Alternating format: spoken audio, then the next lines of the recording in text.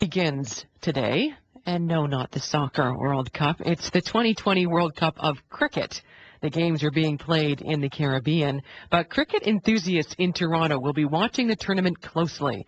One of those enthusiasts is Ranil Mendis. He is one of the organizers of the Toronto's Mayor's Cup cricket tournaments, and Ranil is on the line with me now. Good afternoon. Good afternoon. Thank you for having me. Well, thanks for joining us. Tell us about 2020 cricket. This is an evolved form of cricket, is it not? That is exactly. I mean, we live in a day and age where everything is quick, fast, instant, and cricket has evolved. Cricket, as we have all heard, has been played for 5 days, which we call the test version. Then it came to a one-day cricket, and now, very recently, cricket has evolved into a 3-hour version, which is really taken up the North American cricket market and taking up cricket all over the world, as a matter of fact. Is that okay for you? Are you a purist who believes it should have been left alone, or do you like the new, speedier version? Well, as a cricket promoter in the North Americas, I would say this is the best thing that happened for cricket in terms of promoting cricket in the North America. I have personally got involved through the CBC Mayor's Cup in introducing cricket to Torontonians and to Canadians. There is no better way to introduce cricket in a format like the 2020, which condenses the game to 3 hours rather than 5 days, which everybody says, oh, boring. But on the other side of the coin, as a cricket purist who loved the game and it loves the techniques, the strategies that are involved in the game, I love the 5-day. But in my role as a Toronto cricket promoter, I love this format. Well, tell me about the tournament then. I mean, it's being played in the Caribbean. Lots of people following it here in the GTA. Are the players in it considered, the respected players? Just because they're playing the shorter version doesn't mean that they're selling out, is it? No. Actually, all of the cricket's best-known names are playing in this tournament. So all over the world, as you probably know, cricket has one of the biggest, I think it's only second to Soccer World Cup.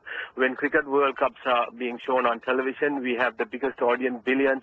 If you add India, Pakistan, and West Indies and Sri Lankan cricketers, apart from the traditional, the home of cricket, which is England, the audience is huge for this game, and it's really helping us promote the game in Toronto.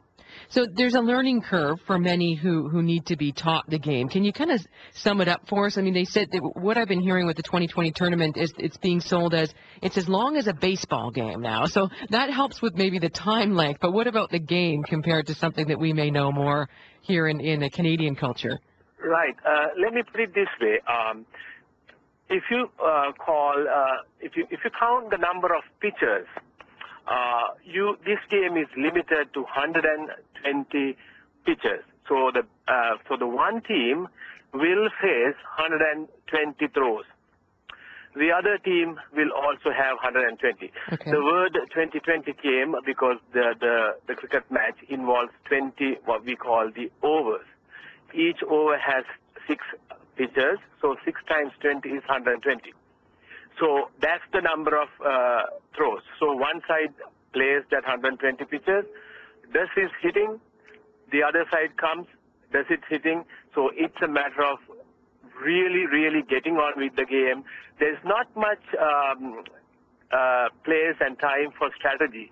People will have to go to that and really have a real go at it.